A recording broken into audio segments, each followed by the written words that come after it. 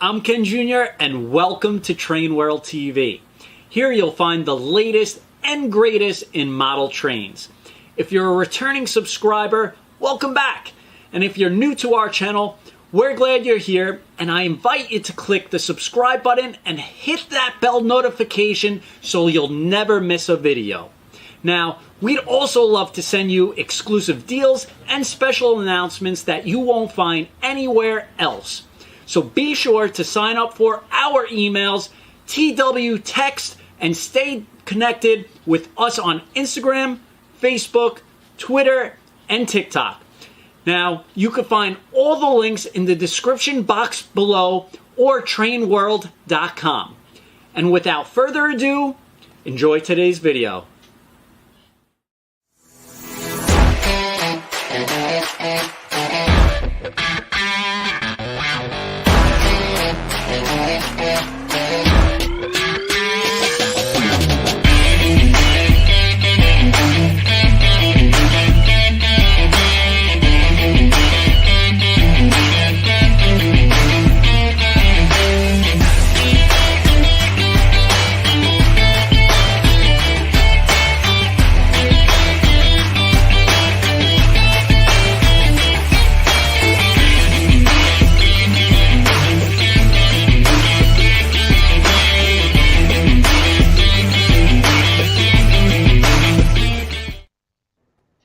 Hello and good evening, everybody, and welcome to Train World TV. And tonight, again, we have another very special edition. It's the Piko edition, and alongside Model Railroad News with Tony Cook. How we doing, John? How we doing, Tony? We're doing great. How you doing, Great. All right, very good. And you know, Tony reached out to me, and when this HO big announcement came along, and we'll talk about it a little later, but he was like, oh, we got to do a show with Piko America. And you know, I was like, yes, everybody's been talking about this engine. It's been the hottest thing on the rails. Everybody's been going crazy. So here we are, but we are going to cover G, HO, and N scale, because Piko not only does G scale, they do HO scale and they do N scale. So we want to cover it all. And what better two guests to do this with than Jonathan and Tony. And we may even have a special surprise a little later in the show. So we'll leave it, I guess, as a little surprise towards the end. But John, I know you have a ton of new products, and we got your G Scale 2023 catalogs and your HO Bible that, you know, you make so many trains overseas as well as in the States. So I'm not sure where you want to start. And Tony, I'm not sure if you want to start too, or we'll let Jonathan give it a go. Well, you know, it's March. I think let's talk G Scale. Let's hear about, let's get out in the garden. There you go. Theoretically, springtime's coming. That's right. Okay. And yes, I've got one of these too, and everybody should get one of these, the 2023 new items flyer. You know, we switched last year to doing the main catalog in even numbered years. So the 2022 big catalog is still valid. Together, you got about 200 pages of cool Piko G scale products, almost 700 of them. So a lot of good stuff in there, and we can dive in there. Can I interrupt though for a second? Yeah. I got to tell you about an addiction to something from Germany, and no, it's not just Piko trains. You probably can't see this, but it's a little black pretzel shape, and it's called a salty licorice pretzel. Oh, and these things are terrible for you. People either love them or hate them. Yeah. And they're terrible for you. They raise your blood sugar, your blood pressure, your harden your arteries. But if you love them, and you can't get enough of them. And my supply's been running low, and I'm expecting a delivery, and I think the delivery guy might show up any time now.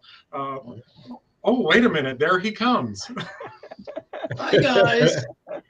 Hello. Renee, how you doing? Look at that. Hey, What a nice surprise. Up again, he just said, hello, Ken. Hello. So that's how you lure Jonathan with the trail of chocolate covered pretzels. Wow. Licorice, yeah. I tell you, licorice. these so terrible, these pretzels, that I gave all of them to Jonathan. I hate them. They're a German thing. The German doesn't like it, but I do. So that's fine. There's more for me. By the way, Audrey, my wife, especially went to the metro to buy this stuff here. And She had to make a special trip to find those for me. All the way here. This came by air. Oh my gosh. Wow. Very nice. This took the seat and I went into the luggage. I'd say maybe I'll send you some, but I'm not sure I want to let loose them. Renee, we always appreciate you joining us, especially from all over. I mean, you're bouncing back and forth between the factories in China and Germany, so we know you're a very busy man. So we really appreciate it. And Tony, I mean, what better news for Model Railroad News than the CEO of Piko itself? It's so awesome. It is so awesome. I was just talking with Bob Zink, who did the book on those Kraus Maffei units yesterday. And he was saying how wonderful it's been working with Piko and getting that model together. So I'm so excited, yes, that Renee's here tonight. So what are you coming in from Germany or coming in from China? Where have you been? Like Germany? No, I'm on the way to China. Oh, okay. I wanted to come to the US and then fly back, and then I was thinking that makes no sense. I can save one long distance flight and then go from here via Tokyo to Hong Kong and then to China next week. Wow. A lot of traveling. So Sunday morning, I'm get rid of him again. Yep, I'll slow down a little bit, take him out the car door, and tuck and roll. Well, it's a good thing you brought those pretzels on because it's a long flight. Those are staying here. Yeah, no, I don't take them because I don't like them. They look ugly and they taste the same. Yeah, but it's, I like black licorice. In fact, we were just at the store today and I said, okay, I'm getting this, but I'm only getting one bag. So don't ask me for any. And she says, I wouldn't touch I will send some to Tony then. Ken doesn't care for them then. Okay. Oh, okay. I'll make sure love black licorice. Yeah. All right. That's just one of many good things from Germany.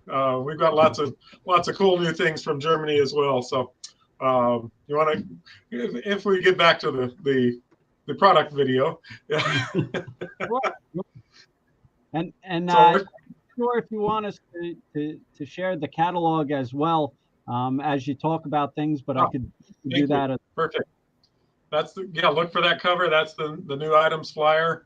I know Train World will be happy to put that in an order, I'm sure, for customers. Yep. We sent plenty of them to you. And I think there's another shipment on approach to you. So open up the door of the freight truck, unload some more Piko. Anyways, we've never started a year off with 3 new locomotives right here in the beginning of the year, but now we have. So the Blue Goose is right here in the center. Actually, this is the locomotive where the 25-ton diesel started for us. We actually sent our crews down to the Arkansas Railroad Museum, and they climbed all over and measured and photographed and recorded sounds. And this is the most accurate model of a 25-ton diesel, I think, ever been made in any scale. So we brought back the original Blue Goose, which we released before. We brought it back as a basic track-powered model. Some folks are thrilled with our new battery-operated locomotives, but some folks are still just basic track power. So that's been really popular. And at the bottom of that page, you do see its cousin there, the Pacific, which is coming as a battery-powered RC sound, all from the factory. We've had several of those out in the past year, and Union Pacific is a new paint scheme for this year. And folks have loved those, or our little pocket remote that operates you can blow the horn and ring the bell from anywhere you are, and you can even play the horn as long as you want it. And that's a cool feature. I mean, it'll run anywhere. It'll run across the floor over dirty track or whatever. But so we're offering people choices. for the track powered traditional folks, and for the folks who've gone away from track power and want something to run on battery power. So, and joining that, we have also at the same time, and these are, I believe, in stock and shipping from Train World, a new Colorado and Southern mogul, and that's got our Soundtracks digital sound. Of course, the best working smoke in the G-Scale business. It really puffs out the smoke. It's got reversing lights, and we've made so many thousands of moguls now. That's just such a proven model.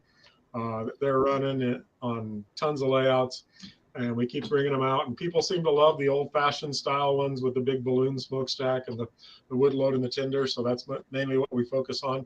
The CNS is a road name that a lot of G-scalers have had for years.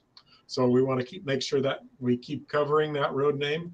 But for those folks who don't want CNS, we've also got something cool, which is Union Pacific at the bottom of the page. And we made this logo last year, and it disappeared like instantly. And people like Ken were calling us and saying, "Can't you get me any more?" And so lo and behold, we did. It's a new road number, so if somebody already has the one from last year, it's got a different road number on the cab, and it's got that beautiful original artwork. We actually have a fantastic artist that works with us. She's a fine artist, painting like I could never do, and she very hard. So that is not my talent. She created this beautiful artwork that's on the tinder, that's reminiscent of classic Union Pacific artwork from the 1880s, but it's completely new Piko artwork. And so we brought that back. And again, it's got the Soundtracks digital sound and smoke and all that. So and John, do you know where'd she come up with the concept for the artwork? Because it really is beautiful, and the whole paint scheme is really nice and something different for Union Pacific. That's the amazing thing about this artist is usually artists can be a bit difficult to work with, and she's not. She is just so cool, and we work together and say, this is what we're thinking of, and maybe we'll send her some photos or sketches, and then we'll talk, and she'll send us back a sketch of what she's thinking of, and we kind of talk and refine that. And of course, this is based on the original Union Pacific. There's a famous poster in the late 1800s that had a similar elk picture on it.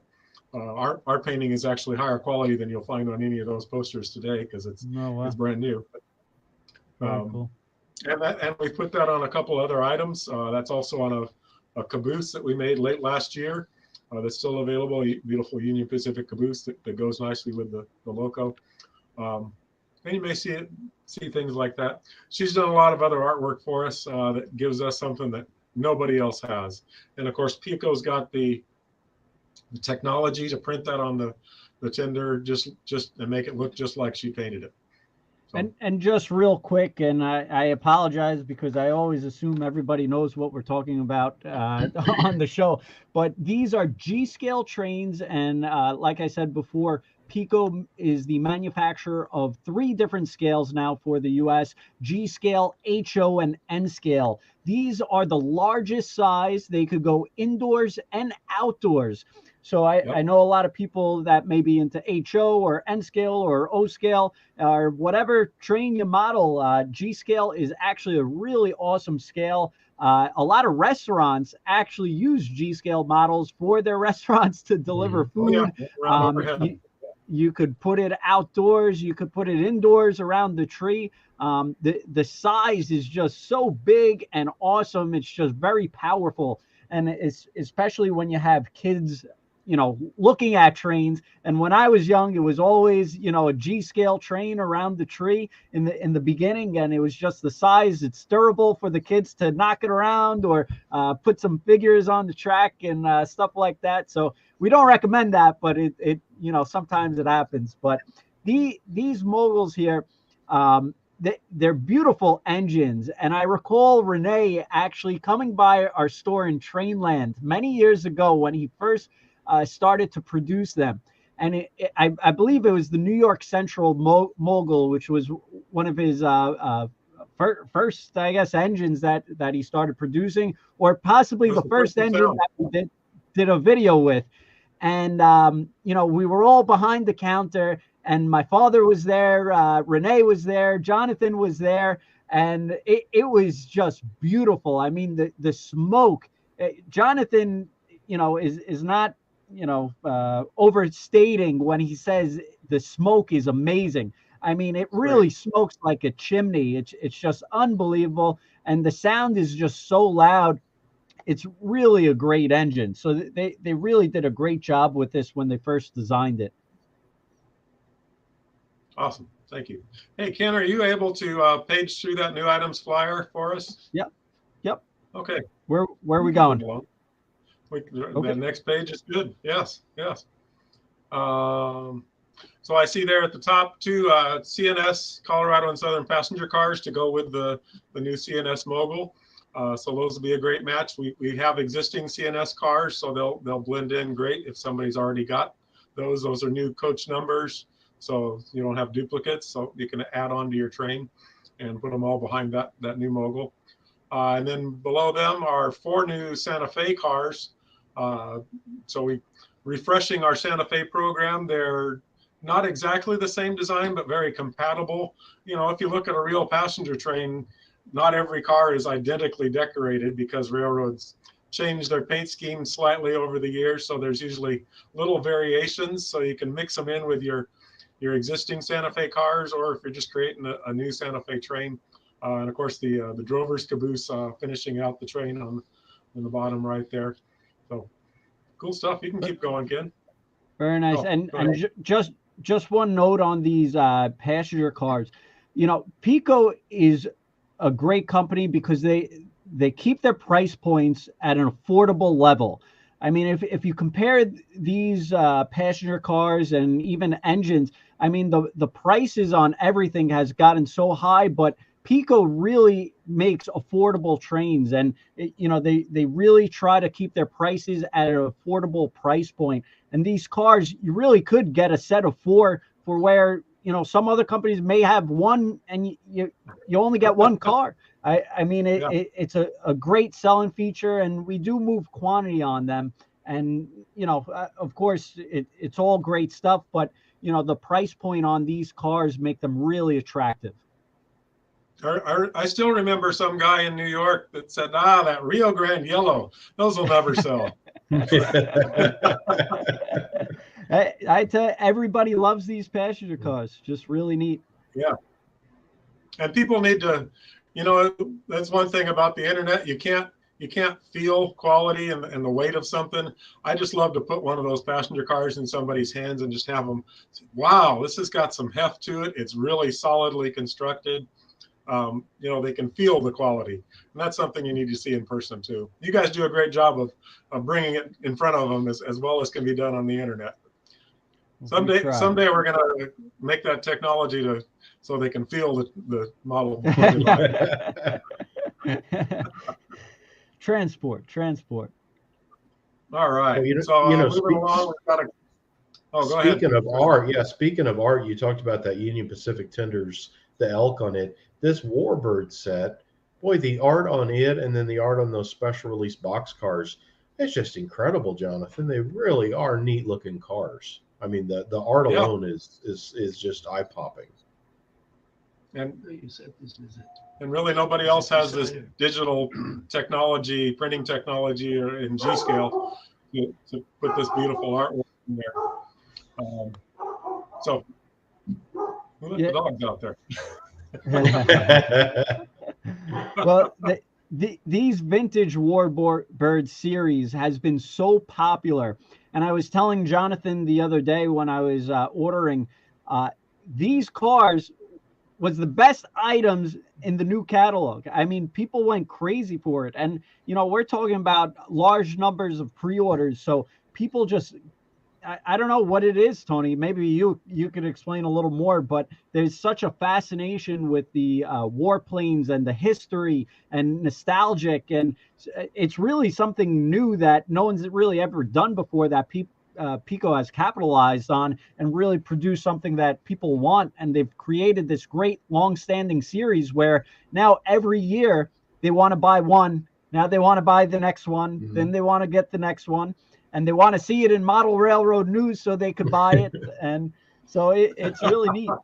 And it is an intriguing mix. I think anybody into trains, I naturally think they're probably also into, and there's a lot of guys that are, as much as a rail fan, they like to go out and see planes land and take off. And I've seen guys that have slide collections full of jumbo jets and other planes as much as they have trains. So yeah, it's amazing. That Pico hit upon this and nobody had before. But yeah, I think that's part of the popularity of this is, whatever goes, boats, planes, cars, and trains, and putting them together just makes it even more exciting. So yeah, this has been a real A+ winner. And the artwork, again, the laser printing or however that's done, this, silk screening, whatever it is, it's done to the side of these cars, the color and everything, it's so good, it's so sharp, it's really amazing.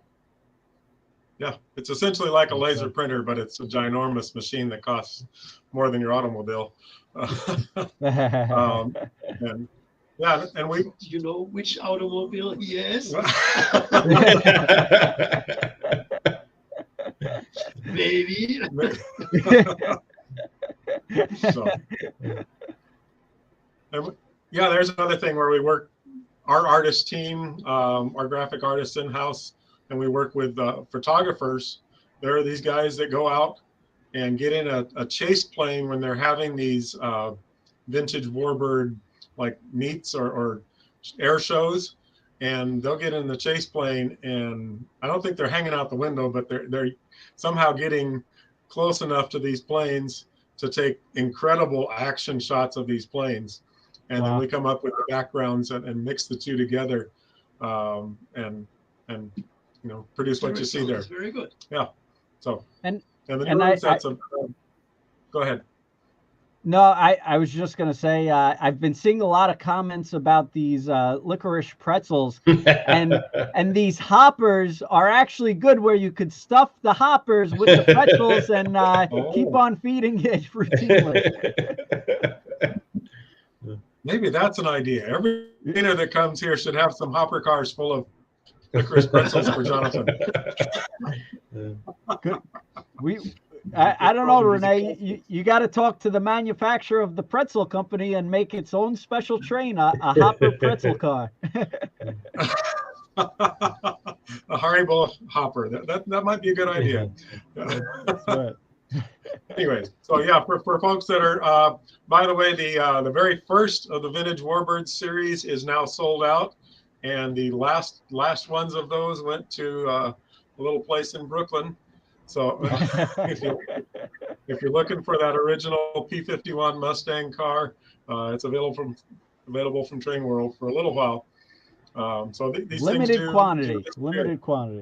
Yes. So, and then we got the B-17 and the F6F. Those are the two new ones for this year. So I think people will be thrilled with those. And moving on. That's a 2-pack of Union Pacific ore cars, and everybody seems to love that with the red, white, and blue on there as well. So I think that'll do really well too. Very nice. So. And the 2-packs, it makes it a bargain. It's affordable, and you just put them on the railway, and they go with anything. Yeah, I mean the packaging that we spend the money to make, that beautiful packaging, is expensive. So when we can fit 2 in a box, that saves a few bucks too. So we pass that along. Yes, there are a couple more cars on that next page. At the top left there is the new Constitution reefer in our American Traditions series, and that's been really popular too. And again, this is an original piece of artwork by our painter. Nobody else is going to bring you that, and it is completely original and only produced once. So, and there's a whole series in the American Traditions series. We've done a number of things that are unique to America, like baseball and John Henry, the steel driving man, and so we got a lot of cool things there, and I think that makes a neat train altogether. Below that there is a new Santa Fe boxcar, a new road number, because that's been a popular item as well. So that'll be coming a little later in the year. And on the opposite side of the page there, we've actually started a new series, and this is called Railroad Nostalgia. And we've got 2 cars coming up this year. And the top one is all about who the man they called the Commodore, Cornelius Vanderbilt, of course, famous for the New York Central Railroad that he assembled and built. And you know a little about New York Central in your neck of the woods, Ken. That's right. That's kind of celebrating the brilliance of the Commodore that assembled the New York. It's got some cool vintage artwork and a cameo photo there of him. And then below it is this is an expression that everybody uses and nobody knows where it came from. Everybody's used the expression, it's the real McCoy. Mm-hmm. Well, there really was a real McCoy that was an inventor and invented a number of devices, a lot of them for railroads and locomotives, and engineers would specify, they would say, no, don't get an imitation, it's got to be the real McCoy. So that's where that came from. Wow. Interesting. Who knew you were going to learn something this evening? and Tony is a history buff. He knows all these ins and outs. Tony, were you surprised by that? I did not know when I saw this in the catalog. I obviously knew the Commodore, but yeah, the real McCoy was. I'm not sure what that is. So yeah, that is neat to learn. How cool! We all got a new. Sorry, go ahead. One of his famous things was an oil drip cup that would automatically oil the side rods, and the crank pins and all that moving parts on a steam locomotive. And that's one of the things that's featured there. So maybe we should consult Tony next time if we do one of these cars. We can get some extra historical background. That's it. We all got a new party dinner tip to talk. Yeah. Everyone knows the real McCoy, but who knew it was railroad related? Yeah. Wow. Cool. Very cool. And Tony and John, I'm not sure if you've seen the series. I believe it's I don't know which channel, but they call it The Men Who Built America. Oh, and yeah, I love that. It's a great series, and they actually talk about the Commodore and how the trains throughout was so popular, and the race to build all these train lines. So it's actually fascinating stuff, and if I could rewatch that episode, it would be amazing. But they do talk about this, so I'm sure these will do well. Those guys in their day were the Steve Jobs and Elon Musks of their day. They were the titans of industry that were really doing something. So, Ken, I think we missed a couple. If you can page back a few pages. Oh, I did. Oh, yes. I was gonna say we didn't talk about the golf cart transport. Yeah. That is such a cool car. Look at that.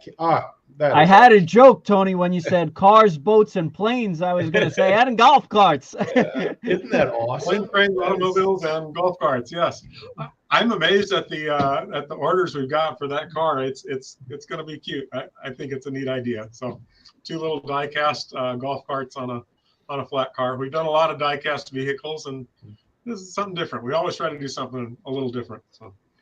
Yeah, and I will say about Piko's cars, usually during Christmas time, they'll add a vehicle on the flat, and these die-cast cars are not cheap. I mean, they are beautiful, high quality, expensive. I mean, just for the car alone, if you sold it separately, it's like a $40, $50 car. I mean, all their vehicles have been so high end and quality. It's just beautiful that from the past Christmas cars that they've done, just unbelievable. So I'm sure these will come out really nice. And I don't know how you found the golf cart, but that's awesome. That's very cool. We have our vase, yes. So next to that is a CNS caboose to go nicely with that CNS mogul, and maybe you'll see some more CNS cars in the future. And then below that is a nice Union Pacific hopper, which also goes nice with the ore cars. Again, with the flag, everybody loves that flag logo of Union Pacific for doing that. And if you can page back a couple more pages, Ken, towards the front. There we go. Yeah. I really skipped on you. I can catch up with you. So there's two new saddle tank locos with analog sound and with the great working smoke. So those provide a more economical locomotive with sound. The analog sound is nicer than most other things out there on the market. The only thing that outdoes it is our digital sound. But that's a more economical loco with a great Piko mechanism. So we're offering choices. People don't have to only buy the top of the line mogul. They can buy a more economical loco, and you want something for around the railroad yard. There's a Union Pacific loco to go with your Union Pacific mogul. Very neat. And a big shout out to Crazy Train 525. He actually has a great G-scale YouTube and Instagram channel. He does some great things for the G-scale industry. So big shout out to him out there. How you doing, Dylan? Good to see you. Hear from you. Yeah. The next one page over. Forward. Yeah, go forwards again. Sorry, Kim. Next page. Yep. Next. Yeah, you were going the right way. Keep going. Keep going. Further back in the catalog. Yep. Nope. Further back. Further back. Is that it? Yeah. Across the page from the passenger cars. Nope. Scroll up. Scroll up. Scroll up. This is fun. Okay, there you are. Yes. We missed these. I really, you know what it is? I zoomed in on the right side and I just went down. So, more moguls. These are what we call mini moguls. They have the smaller wheels, and these ones come with just the basics. It's got the great running Piko mechanism, and it's ready for the addition of sound and smoke. It does have reversing directional headlights that are nice golden glow at any speed, but they're ready for you to add on those things if you want, or if you just want some economical smooth running Piko power for your railroad. So you got Rio Grande there on the bottom and an older fashioned Santa Fe one on the top. So again, a little variety. So not just one new mogul, but a bunch. Yeah, and this is a really cool paint scheme. Beautiful colors, really streamlined. Gotta People love really seem to love those rich colors of the kind of old fashioned late 1800s, early 1900s.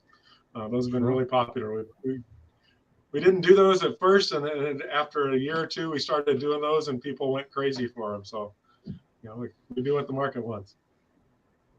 Very neat. Tony, what do you think? Are you gonna?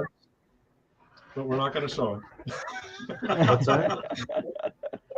Well, we got a lot to talk about, and we got HO and N scale. Okay, we're almost there. Renee insists we do show you one European item right in the middle. Yes, just there you go. That it's called the Nohab diesel loco, and actually was built under license from EMD in I think in the Netherlands, and several countries, railroads in several countries had those. It looks like an F unit that everybody remembers from America, but it's got a cab on both ends, so it's kind of a neat variation. And there is a Strag is a railroad maintenance company I think in the Netherlands that has this locomotive for one of their work trains, and they thought, with that nose, we got to paint it in the classic Santa Fe war bonnet paint scheme. So they adapted that. When this catalog came out, that is probably the thing. As much as I heard on the Kraus Maffei announcement, I had more messages on Facebook and email saying, "Is that Santa Fe locomotive real? The picture looks like it's real. What is that?" And I had to start. It's like, well, I'm looking for it. It's like, yeah, I think it is real, But that one I'm definitely going to have to do a review of because I had more attention on that of what is that? That's so cool. And it's like, yes, it is very cool. I didn't even know it was Santa Fe. That's interesting. They adapted the war bonnet to their railroad. Yeah, so Wow. pretty cool. Okay, but we're not talking about European items today. So and that's HO scale, correct? Yeah. Right. No. That's a No, new that's tooling. G scale. G scale. Oh, that's G scale. Okay. Yeah. New We've done tooling it in G. HO, but it's a Okay. huge model in G scale. Oh, okay. Wow. Yeah, it's almost the length of an E unit, so it's pretty huge. Yeah. Wow. Interesting. Huh. Cool. Okay.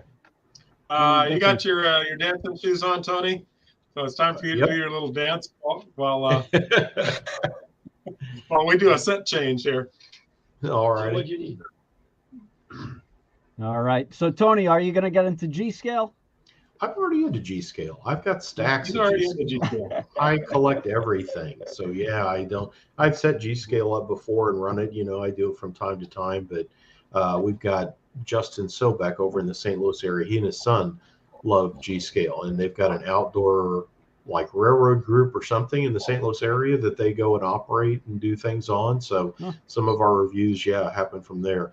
That little mogul, it's amazing all the different, if you saw all the variations between the coal tender, the wood tender, the diamond smokestacks, and the smoke output that it does, digital sound, analog sound. I mean, there truly is, and at their price point, they're all nice models, but I mean, to be able to get into that with the analog sound and smoke and have a steam locomotive with tender, those really are a spectacular deal for, anybody that wants steam in the backyard like that and thinks, oh, but I probably couldn't afford it.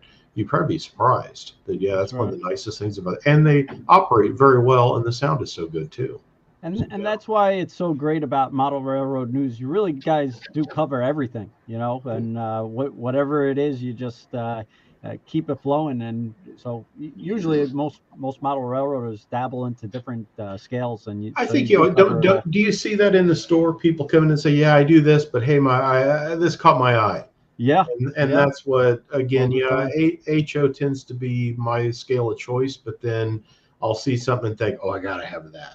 Yep. Without a doubt. All right. So how'd you guys make out? You still need more time, or you ready? Good. Okay. All right. We'll do a little more set changing as we go. But moving on to HO. Okay. If you guys want to talk, that's fine too. Hey, it's up to you. You tell us. Me and Tony could talk all night. Okay. Well, we're ready, so let's go. Okay. So this is something that's now shipping Train World, and I think Tony has one of those for review in a upcoming issue of Model. Yes, I have the Amtrak one that's going to be in. Yeah, look at that. Look at that beautiful Amtrak paint. Oh, yeah, we'll have that in May or June's edition. Yeah, working on it now. How come you don't have one in your hands, Ken? It was too big to bring in. We had a large. We know where you can get more. That's right. We had them come in. I think they came in last week, and we were just shipping out the pre-orders. So tons of those gone out. A lot of interest. So that's a complete starter set. It's the ICE3, which we've had for years in the traditional German railroads and several other paint schemes from different countries. So this is kind of what they call a fantasy paint scheme. But, we showed this to Amtrak, and they were thrilled with the design that we'd come up with. And they said, yeah, cool, do it. So we did it. So it's a complete starter set with a nice big, it's about a 3x6 oval. And that's the Piko. I can take this box down out of the way here. What we call our roadbed A-track, which snaps apart very nicely and goes together very nicely and stays together. And I always love to show people this.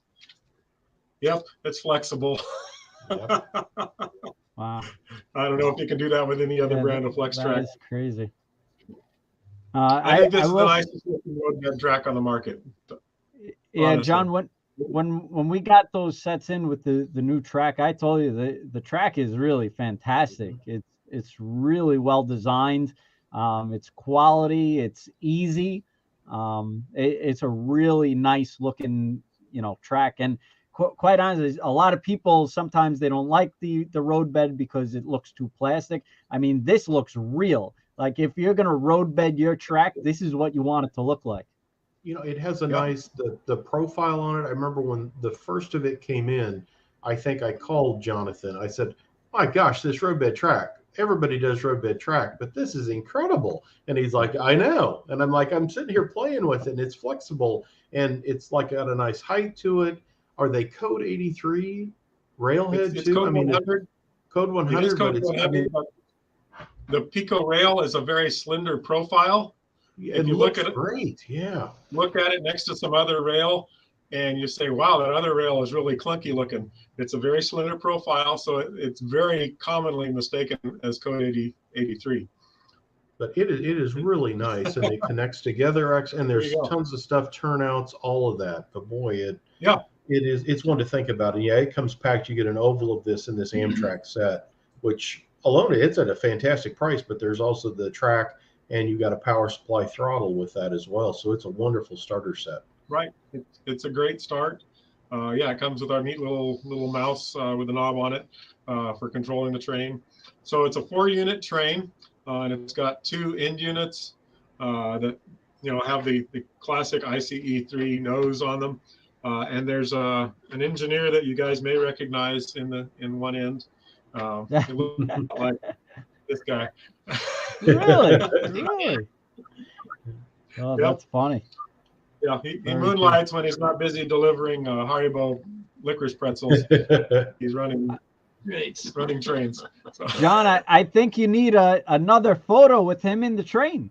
This way it could help boost up sales. Absolutely. That's awesome too that you worked. I assume that was Matt Donnelly at Amtrak, and he's a great guy. And it's awesome to get that kind of, the response back and everything else. And again, it looks authentic. It's one of those that you have to stop and say, "What? I remember the ICE trains did tour the U.S. and North America, but did Amtrak have one?" I mean, and to me, that's always the mark of an excellent fantasy paint when you have to stop and ask yourself, "Well, now I got to think about it. I'm not sure." And this is very well done. It's great looking. Just as the ICE trains the ICE3s were brand new, Phase 3 was probably just being phased out. But if there ever was a Phase 3 paint scheme, and that for Amtrak in the past few years, they're painting all kinds of things in heritage paint schemes. So if there was a Phase 3 ICE train in Amtrak colors, that's what it would have looked like, we guess. And John, this is standard DC, DCC ready, or? Yes. Is standard DC. It's ready for an 8-pin decoder and prepared for the speaker as well if you get the sound decoder. So it's ready to enhance, but it's an awesome train as it is. And this thing will run at just about full speed all day long on that oval, and it's a scale 200 and something miles an hour. That's awesome. It's one time when no magazine can critique a train for running too fast, because it's right on. And quite honestly, it's a great price for what you're getting. You're also getting the track transformer. Yeah. It's a bargain. So even if you just want the 3-car train set, engine and 2 passenger cars, I mean, it's a deal in itself. Most engine these days are going well over $200 itself. So so really neat. And we very cleverly concealed the drive in the bistro car, which goes in the middle of the train, and that has less windows, so it hides the presence of the motor, but it's still set down really low, so it's got a low center of gravity, and all the cars have a very low center of gravity, all 4 cars, so it really will hug the rails and stay on the track. And then I see you've got there, Jonathan, the 2 boxed are the add-on cars, right? Yeah, you can expand the set. Yeah. Yep, there's a coach without a pantograph and another one with a pantograph, because if the trains get that long, they usually have 2 pantographs on them, one on each end. So. And John, what size is the oval? It's about 3x6. Okay, 3x6. Got it. And we're getting a question. Piko does HO scale? Yes, they do. Oh yeah. They overseas. That's they're known for their Piko HO scale, and they're starting to dabble in and come in really hot and heavy into the HO scale market in North America. So stay tuned, and there's a lot more coming with that kind of stuff. That's one thing I forgot to bring in here is our full HO catalog. It's 400 and some pages. It's a book. 56. Yeah. Weighs close to 3 pounds, if I recall. So wow. I know it costs us a lot to ship them out, but so yeah, we make a few HO trains, close to over 1,500 items in HO scale. Up till now, they've almost all been European trains, but that's changing. So we're gonna. Well, and the Amtrak is one little start into that. So we can get rid of a few more things here. You guys, I'm sure, have more to talk about. Yep. And on our website at trainworld.com, so no matter what scale you're looking for Piko, I just selected brand name Piko and selected HO scale. We actually have 100 items of Piko HO scale. And some of them you've probably seen in some model railroad news past reviews. There's the Sprinters, some of the Whitcombs. So a lot of different options. We do carry the track. Tony, have you seen their telephone poles and street poles and stuff like that? You can download this catalog off Piko's website. You can find it. And while, yes, as we said, a lot of it's European prototype, you look at a lot of this different stuff, and Trainwell does carry it, but there's a whole line of things, and you'll be surprised at things like these street lights and other things that would be applicable, and you could use them on, a North American prototype railroad. So there's lots of really neat stuff. Yeah, it's really funny because I was flipping through that Bible of a catalog they have, and I was like, yeah, there's so many things that American modelers could use for the accessories, and it's really nice stuff. It's these masts are really nice. And there's a lot of good structure kits too. Yeah. Plastic, easy to assemble structure kits. Yeah. Yep. And the hobby line buildings, there's not a one of them over $20 at retail. And those are great kits, and they fit so precisely, and they're molded in multiple colors. I've done it before. I had to mask off or very, very delicately paint windows and doors to make them a different color on other kits. The Piko kits, they're molded in separate parts in different colors, so there's no painting needed. And they're European, but a lot of them could look, it could be New Haven, Connecticut, or any place else in America for a lot of those buildings. So, and just like this is a tank station kit.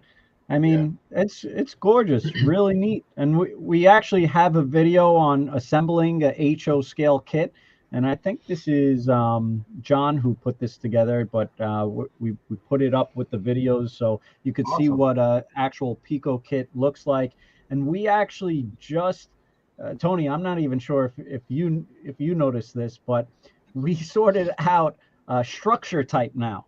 So if you're looking for a Piko building, if you're looking for a city building, construction, crane, farm, fire, we make it very simple to search and filter by, because if you search just by buildings, I mean, we carry thousands of different buildings. So if you're looking for a religious building, I mean, Piko's got a church.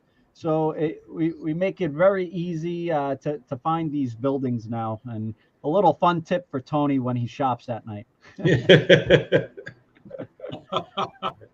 Oh, so Renee went and got us a catalog, and just to show you how huge that is, 456 pages of European trains, and yeah, you gotta hear the heft of that book. It's a lot of fun. Very cool. And we want to move on to American Railroads. And the latest issue of Model Railroad News, Tony, this is out, right? It's on the streets. Yes, with the Maryland Midland. Yes, yeah. Yes, which has a wonderful review, 6 pages, all about the new Maryland Midland Whitcomb diesel, and And actually, Tony, there's do you have an article of that you could show, or maybe a sneak peek? Yeah, I If should not, have. I have a picture of it they could see. Is that March, I believe, I think. yep, the While March issue. while you find that, I'll show a picture of it. Okay. And this looks sharp, really neat. And we're offering this also not in just the Maryland Midland paint scheme with their logo, but it's a decorated but unlettered version, or it could be on any industrial short line. People love the colors of it. Everybody who sees it says, "Wow, that's a sharp looking paint scheme." So it could be on any railroad, anywhere on a short line somewhere. And it really is awesome. When that got announced, I started looking and digging around on it because I love that color scheme. And I found in Kevin Udaly that owns White River Productions, I went looking and found all these prototype pictures. And I said, wow. "Oh, Jonathan, I want to do a whole series around this locomotive and show it working on, the railroad that it worked on." And so here's a map. It shows, from where they operate there in Maryland and the southern part of Pennsylvania and some of the other power they had. I love that orange and blue scheme. Is just really neat. And then this little switch engine just has so much going for it. This is their Whitcomb 65-ton center cab. Like you can see here, it's got knuckle couplers. It's got the NEM type couplers. Those little orange pieces are footboards you can add on. It's got cab shades, skirts for the tank. And there's more coming. That blue and yellow. Is that Atlantic Coastline, Jonathan? I remember we were on a hunt for prototype pictures on it. Yes, yeah, yes. That's in the current model coming this year. Yeah. And by the way, speaking of videos, on our Facebook page, you can see a neat little video segment. We took the little Maryland Midland Whitcomb down to the San Diego Model Railroad Museum. And we came up with a little story about little Whitcomb and his adventures on the railroad. And anybody can put it on our Facebook channel. And we actually borrowed some freight cars from some other club members there. And they couldn't believe they had 3 big American diesels trying to pull this train. And we coupled up our little Whitcomb to that same train of 26 big modern weighted freight cars. And the little Whitcomb took that whole train up all the way up over the summit on the layout. So it's impressive. Yeah, very impressive. Because again, you don't expect that out of a little switch engine. I had it running through different size turnouts. As you say, pulling various strings of cars, and was surprised the lighting, everything. That's a wonderful little model. Yeah. So it's die cast metal, so that's what gives it the pulling power. We really wanted it to have some heft because it's small, and the railings, these handrails are also metal, so we can make them incredibly fine. They're photo etched metal, and they look very fine, scale size, but they're also durable and are not going to break when you look sideways at them. So we think about let me share this. I don't know if I'll get audio, but hang on real tight. Oh, did you find the Facebook link? Yeah, there you go. Yeah. Well, that's neat. The long way from home, running through the desert instead of the green Maryland countryside. That was fun. That was cool. So it even shows they're going through the big Carrizo Gorge over the giant trestle. So very neat. It's beautiful layout.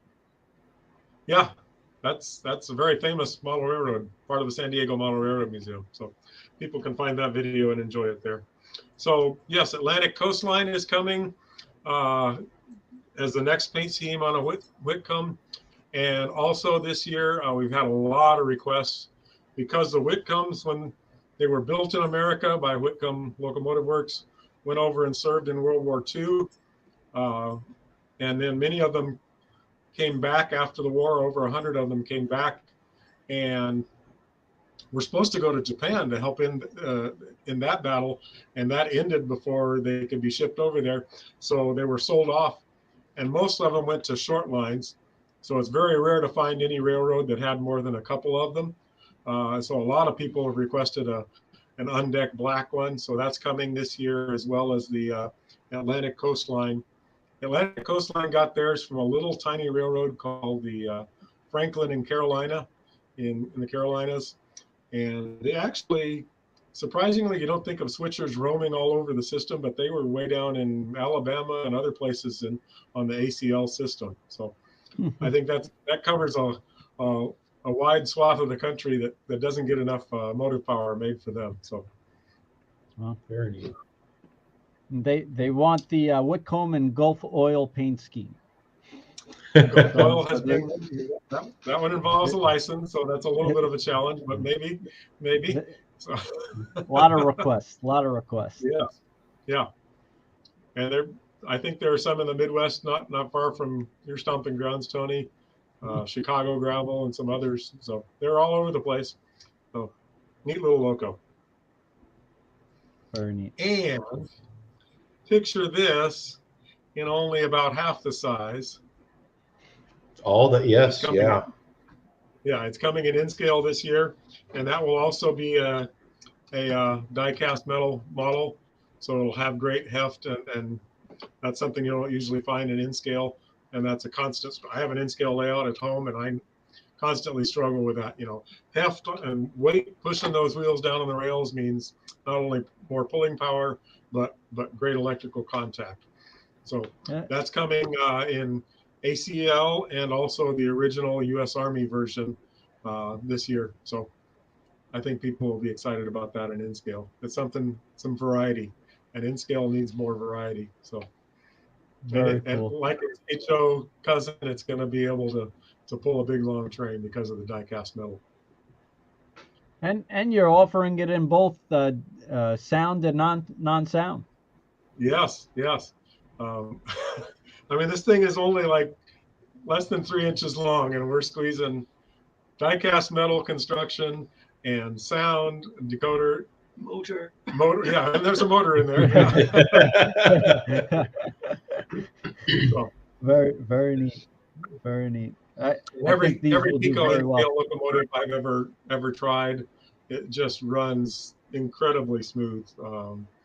Yeah, so people don't have to. And that's a struggle too in scale. It's only in recent years that's becoming common that things run smoothly. So I think people will welcome that. And just a heads up for some of the train enthusiasts out there, if you're into N scale or HO, some of these European engines are technically American and European, so sometimes it's more prototypical to do it certain ways. So you just got to watch the couplers or make sure they run on the certain track. But they're fantastic engines and really neat. I think people are going to go wild for N scale. I mean, N scale is definitely a growing scale. A lot of people are going into it because they need more room. It's everybody has less and less room these days. So you could fit a whole ton of N scale for in a small space. So there's one where I can promise you photos of that loco running on my N scale layout at home. So you'll see a video in a few months. Very neat. All right. So have we forgotten anything at all, guys? Oh, one thing. Yes. That one HO diesel hydraulic you're working on that many people are curious about. And I want to hear the pronunciation too. Okay. It's pronounced Kraus Maffei. Yep. Kraus Maffei. Yes. And I've heard the Kraus Maffies and all kinds of things like that, but Kraus Maffei. Yes. So we even have Kraus Maffei is a huge industrial operation, and they have made all kinds of machinery as well as locomotives for decades. Our biggest mold machines in Sonneberg are Kraus Maffei. The 300-ton, 500-ton mold machine is Kraus Maffei. So not only is it part of our German heritage, but we put Kraus Maffei to work in our factory. So, but what everybody's excited about, of course, is this. And I'm sure you got a better better image of that, Ken. You've got quite a few images, I think. So that's just as they were being ready to be put on a ship and delivered to America. Carl Maffei built them in Munich, and that's a photo from Tehachapi, California, on the Southern Pacific at a place called Monolith Portland Cement. That's a really well-known rail fan site. And I love that photo because I've been right there myself. I was a little bit too young to see these guys in action. But so back in about 1960 or so, American railroads were looking for more horsepower, and they were also looking for a way around some of the biggest maintenance issues on diesels, especially back then, was everything electrical and traction motors. With all their controls and all the relays and notching and all that stuff, were a big maintenance thing. So Krauss Maffei was eager to make a try at manufacturing locos for major American railroads, and this was their effort. And they worked with closely the Southern Pacific and the Rio Grande. And in fact, in that photo right there, I don't know if people can make out, but in the cab on your right, as you're looking at the screen, you can just see a man in a Homburg hat, and that is none other than Donald J. Russell, the president of the Southern Pacific Railroad at the time. And that train is Southern Pacific's brand new, almost brand new. There's just a little bit of weathering on them. 3 Krauss Maffei diesel locos, and right behind them is a dynamometer car. So that's also in California. And they put them out there on the toughest service they could find to try and test them as much as they could. Wait a second. I thought you were going to say that was Renee again in the Not at every level. We got to put one of those crocodile hats on him now. So very cool. Beautiful. So people have gone crazy about these. That is showing right there. That photo shows on the top a CAD view. That's just a screenshot of our CAD drawings. And on the bottom is the real thing. And I think you got another photo maybe showing some CAD images also. I will wager to bet that that's a photo from the book. We got to talk about the book too. Most definitely. And there's a new second edition that's either out or almost out that Bob Zink did. Well, somebody's been tying up a lot of Bob Zink's time lately. He's supposed to be working on editing his second edition of that book, the KM Hydraulics, Southern Pacific and the KM Hydraulics. And that shows one of the later series production Krauss Maffei hydraulics, which is not what we modeled. We modeled the original ones, which those just have a kind of a cult status. But Bob is an incredible wealth of information, and he also is closely related to the Pacific Locomotive Association and Niles Canyon Railway Museum up in the Bay Area in California, where SP9010 is partially restored. They've got one motor running of the 2 Maybach diesel locomotive motors. That's been an ongoing work, just labor of love. Howard Wise there of that club, that association, has been instrumental and brought together just this incredible collection of people who had something to do with those locos. Not only people long since retired from Southern Pacific that worked on them, that ran them, but people from Krauss Maffei, Germans and expatriate Germans that were there back when these things were being developed, and children of them have been sending Bob photos. So it's just an incredible collection. You won't find a more authoritative reference on a locomotive than that book. It's like twice the size of the Piko HO catalog. So there's a couple more CAD views that you're showing us there. But I will wager that just about the most detailed plastic HO diesel you've ever seen when you see it on the market. So Wow. you're going to be impressed. It's got just tons of details on it. When you look through the portholes into the lighted engine room, you will see the motor detail and all the other equipment inside there in the model. But a reproduction of the real motors. So you won't be looking in there at an electric motor and circuit boards. But that just shows you a little bit of the work in progress.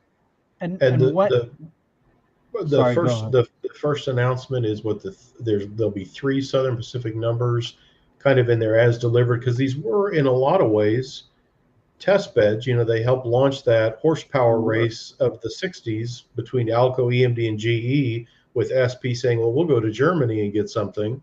And right. All this went crazy in the early 60s, but they were always working on these with either the air intakes, the louvers, other things done to them. So tell us what that's been the thing I've had a lot of questions on. The first set will be, and I said, I believe they're as delivered SP, because that's the other thing too, the Rio Grande has a different light. Basically, as they came off the boat, they arrived in Houston and got unloaded and went to work on the Southern Pacific. So SP got 3 and the Rio Grande got 3.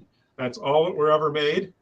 But they have a huge cult following just because they're so, the nose that looks kind of like an Alco FA or PA. And then there's that turret cupola kind of cab that's sitting up high, and the slanted car body. They're just so unique. So yes, both SP and Rio Grande almost immediately started modifying them, and they were working back and forth through this whole time over several years. Oh yeah, that's Collector magazine. Sorry, I should have shown that. No, go back. I've got pictures of the Rio Grandes here, and we'll go back. This is Halloween 1960 or 61. I've got November 3rd, 1961 in Texas. These are the 3 Rio Grandes after they came off the boat at Galveston, heading up to be delivered. Wow. Practically brand new, yeah. There's hardly a bit of dirt on them. So, of course, John, Sorry. The questions are coming in. When are you expecting them coming out? The SPs, as delivered, the three road numbers are hopefully here in November. We will certainly be keeping you up to date on the progress on that project, but so far it looks pretty well on schedule. And all of the shipping logistics and manufacturing logistics problems of the past few years during COVID are hopefully getting better. So we're able to deliver on time, I think. So that's a rare image, because the 3 locomotives usually operated as a set of 3. And later, when SP had all 6, they bought the 3 from the Rio Grande. Then they did kind of split them up a little bit. But there are lots of little details and some huge details that changed over the years. Both railroads experimented with what are called chimneys or ducts on the outside of the car body that would direct cool air from down low up into the radiators because they had some problems with them overheating. And of course, these things tested in Germany, actually on the Semmering Pass, which is a real well-known tough mountain grade in Austria, not too far from Munich, where Cross Maffei is. And they had in that use, they had to have European buffers and the draw hooks instead of American knuckle couplers. So we have a lot of tooling variations ready to go for these locomotives, as well as paint scheme variations. Of course, there's the Rio Grandes, and then there's the Rio Grande colors, but with Southern Pacific lettering. So, and there's just so many variations throughout their short lifespan. So I think people are going to be excited. But first up, the SP Edwards 3 road numbers. That's all 3 of them. What else can we tell you about them? So Tony can't just buy one. He's got to buy all three if he wants to really collect them. He will buy all Absolutely. three. I'm sure of it. Yeah. Yeah. Absolutely. And it has, this is probably one of the most, considering there's only the Rio Grande and SP prototypes. This was a River Rossi model made in HO. I mean, there's been brass, but as far as a plastic model like you're doing, this came out, sold by AHM in the mid to late 60s, has the big deep flanges. There's more articles, more stories on guys trying to turn this into what you are going to make. And again, we featured it as one of the first HO collector covers because it is such an all-time favorite, collectible model. So the excitement on this when that first hit early this year that you were going to do this model, the first messages I got was, "Is this a joke? Are you behind this? I mean, somebody's really going to do this?" And I remember contacting you, and you were like, "Well, it's really not 100% final yet," or "Yeah, it's coming out. I know the German catalog's out. Give me another day. I'm going to have info in another day." And finally, it was like, "Here it is. Yes, it is. It's really happening." And What was that, like December 31st or something? I think it was like right after Christmas. Yeah. And it is just, I've heard more great things. Bob Zink the other day emailed me saying how wonderful it's been working with Piko. He said, "This is going to be fantastic. This is going to answer." I mean, I've asked for this from various companies over the years saying, "Have you ever thought of?" And it's like, yeah, we know that would be neat, but I don't know. So this is certainly an amazing piece. Your email subject line, it was in all caps, and it was just "wowzers." Yes, yeah. I do remember that. Yeah. That's funny. Now it's true. It's coming. It is a wowzer.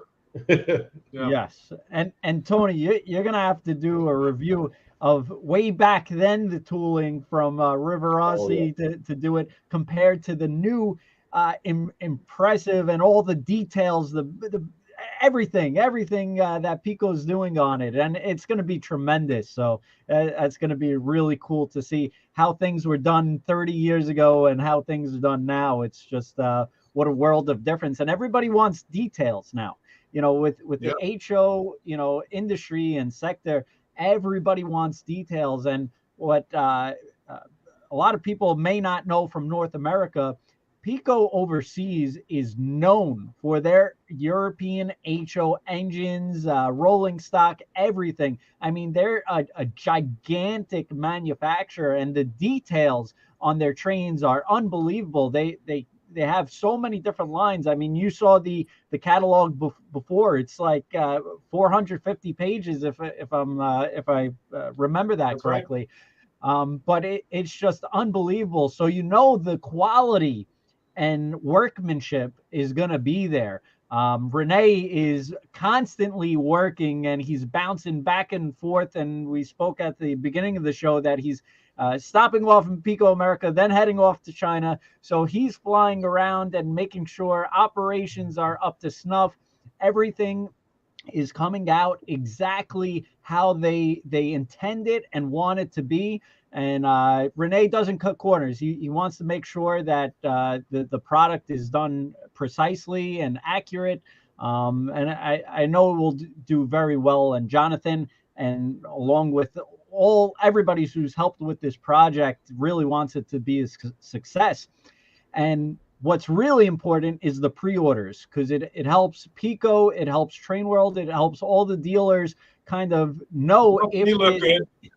Yeah. To know how many to make, and if they should make more. So if you want to see, the Rio Grande in the future, or different paint schemes, different road numbers, make sure you put your pre-order in.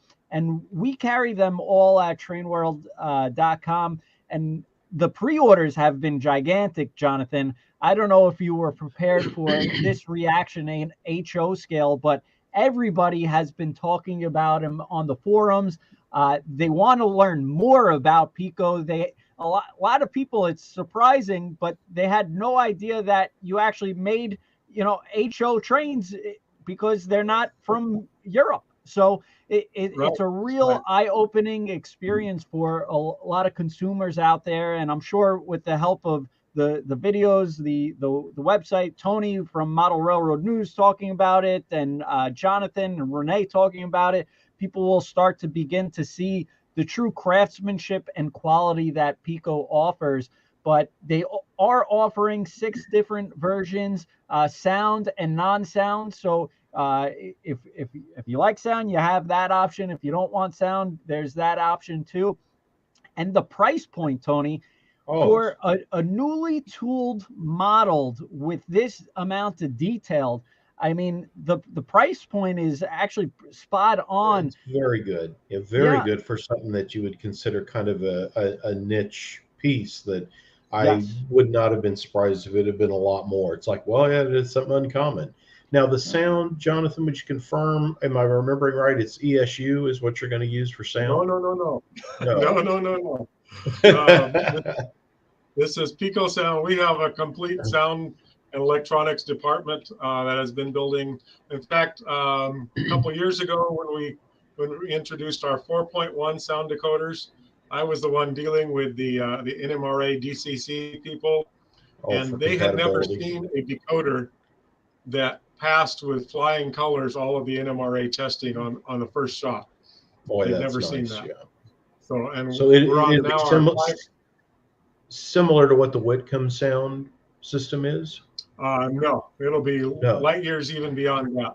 Okay. So this, and we spent a lot of time. I've gone back and forth with retailers and club guys, and like, okay, everybody says, you got to follow the standards and everything, but nobody knows what they are because everybody does, what's button 7 do on your Right. decoder, and so we've done our best. I think people are going to be thrilled with the function arrangement, and there are well over 20 functions on this between the sound and the lighting.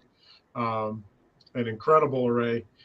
We're up to our 5.1 decoders now, and these things are incredible. Only Piko is one of the few that has the close connection to go and record Maybach diesel motors and get the real Maybach motor sound.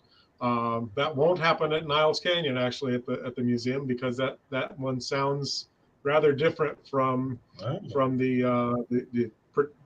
these units, the originals as delivered. So, but that's in the works, and huge list of features. Lighting. Let's see. There's you see in the SP locomotive how many different lights that's got on it. It's got not one but 2 different Mars gyrolight type lights. It's got all those headlights, tricolor class marker lights, number board or indicator lights, cab light, control stand light, engine room light, all of this digitally controlled, and then all of the sounds, of course, of the real thing. So I think people are going to be thrilled with it. Yeah, and one thing that I think is unique and will be very prototypical for this, Piko is started off as a European manufacturer, so the ties to this engine is just it's feels right. Yes, yeah. It's right that Piko does this engine for HO scale, and I know they're going to hit a home run and do everything that they can to make it exact and precise. So I'm really excited about this. And John, the pre-orders have just been growing and growing, and a lot of people at first weren't sure, and there was a lot of buzz around it. So people are starting to do their due diligence. So I think once people see this, that, oh, this is an actual train, it's really going to grow from there as well. So, and a few other common questions. RP25 wheel flanges, fully Katy compatible coupler boxes. So if people want to switch out, but they're going to love our coupler as well. You've already seen our knuckle couplers on the Whitcomb. They're great working. They're not the troublesome couplers that you may have seen with others. What else do you want to know? Fully American compatible. Let's put it that way. And I remember when LED lighting, and I assume plastic body shell with like wire grab irons or plastic, just because Yeah. again, a lot of folks don't have a, like the Whitcomb's diecast. This will be a plastic shell, I assume, Plastic with body diecast shell, but chassis. with a lot of weight inside. Yeah. Yeah. And tons of metal details, not just grab irons, but a lot of other parts. And full cab interior, forgot about that, as well as the engine room detail when you look through the portholes. Even on the back, you look through the back porthole, there's engine room detail there. Wow. So it's just like cool stuff. Yeah, Bob Zink was looking at it, reviewing the CAD, and he flips the locomotive upside down in CAD. He's like, oh my goodness, they even replicated the hydraulic transmission gearboxes so on the trucks, and the trucks are like so many parts in the trucks. It's just incredibly detailed. So wow. I'm thinking it's kind of been amusing to us, like when James Wright a year or so ago did a review of one of the first Whitcomb diesels, and he put it on his little test track with his little speedometer, and it bottomed out the speedometer. It wouldn't measure how slow the thing would Yes. crawl. Wow. Wow. He was just shocked at this and amazed. He couldn't believe it. And I'm like, yeah, it's Piko. That's just something you should expect from Piko. So, wow. Very neat. So yes, you can expect a great running model with dual flywheels and just a super precision mechanism. It's going to be it's big. It's going to be a heavyweight beast. So it'll pull a ton as well. So, but of course you need all three of them, Tony. So, well, you have to, yeah, and then you'll do Rio Grande. I'll need 3 of those. So yeah, at least, yes. Oh yeah. So John, I think you're more excited about this engine than Renee. And Renee always loves his product. I tell you, this can be, because we just had a discussion yesterday about the details, and there are 89 metal parts on the roof and on the side. And I wanted to convince him that we can engrave some, but he said, no, I don't want to have it. I want to have it separately. And this gives me a lot of headache, because 89 metal parts, tiny ones, you almost do not see the little hooks. And they have all into the body and then sprayed. And then you have to take care that the spray is not too thick, so that the holes do not go through, fill up. And therefore, he's more excited than me. Absolutely. Wow. I'm pretty sure that this will become a very, very nice model. And if some people want to know a little bit more about the quality of the Piko logos, they maybe go on our website. There are a lot of YouTube videos for all our new items which came out in the last time. And where you can see him, where you can see Renee. Okay, you can also see me. And that's pico-shop.de for Deutschland. Pico-shop.de. Yeah. Okay. And on YouTube, Piko, I think it's pico.de, I think. Yeah, DE. Yeah. And we make for all our new locomotives and also cars, we make videos and show all the details, all the functions. And there you get a little bit impression about the high sophisticated technology which is in these locomotives. And this is, I think we have a pretty good level of quality in HO and in N scale. And okay, you forgot to mention TT, but nobody knows TT in the US. We also do TT.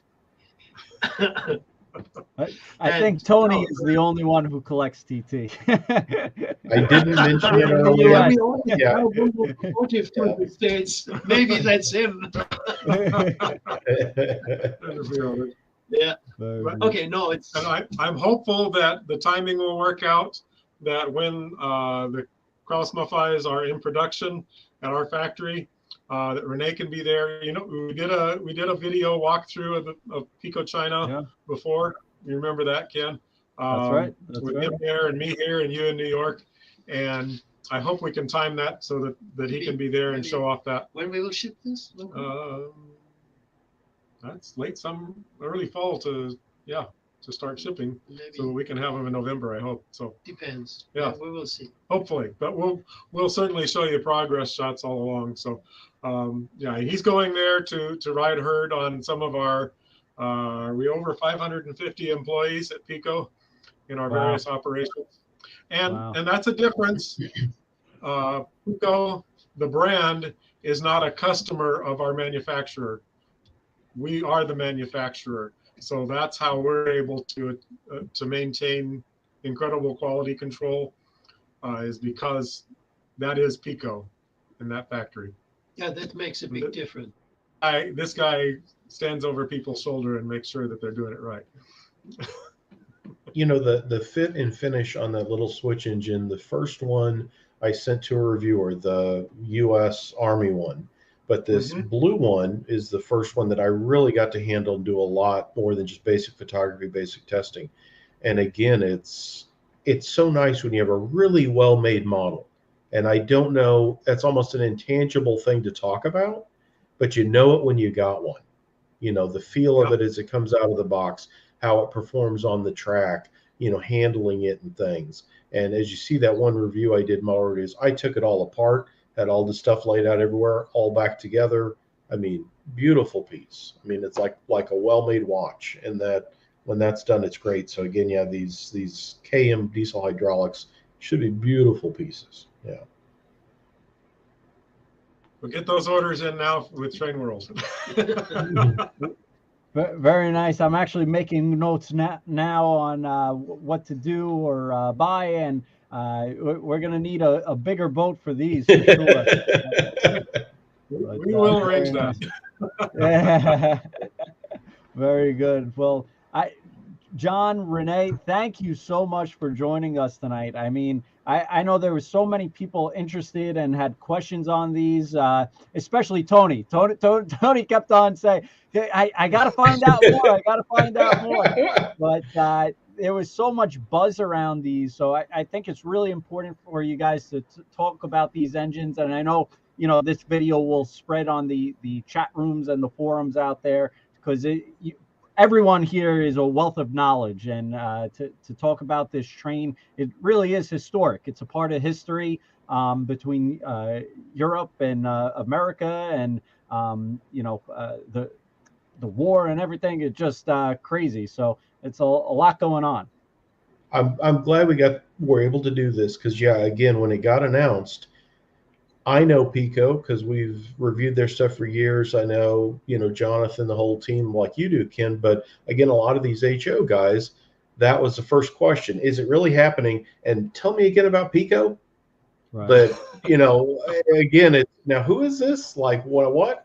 And so it's great to be able to have, and Renee too, to have both of you guys here, because that's been the biggest thing. I feel like a lot of it's just been educating, and that's why I did that other review on the Maryland Midland Whitcomb, was to, you know, getting it out now to show, because everybody's thinking, now I want to see this Piko stuff. So that review was to kind of show more of the product, because it is fantastic stuff, but so many of us are North American prototype only. We got the blinders on for that. So again, you don't see, don't know. So when a company comes in saying they're making this, well, I'm interested, but have they made anything else? Like, have they made anything else? They got a catalog that's about 6 inches thick of HO, but it's just stuff with, you know, bumpers on the end that you wouldn't buy, but yes, they do.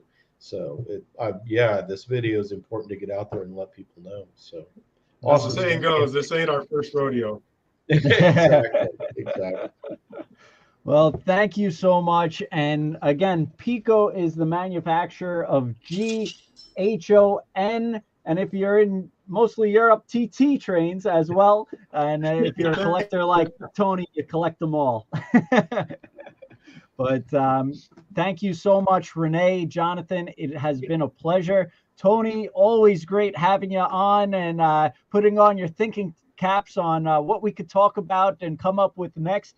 And I want to thank everyone out there. I saw a lot of people all over the world tonight, UK and Germany and America as well. So I appreciate everyone joining us. And Ray is saying thank you as well. So thank you, everyone. Have a great night. And if you're interested in any of these Piko trains, please put an order in at trainworld.com. We carry your Piko trains no matter what scale. So thank you, and have a great night, everyone. Thank you. Thank you, Ken. Thank you, Tony. All right. Have a good time. Nice being in your show. Thank you. Thank you, everyone.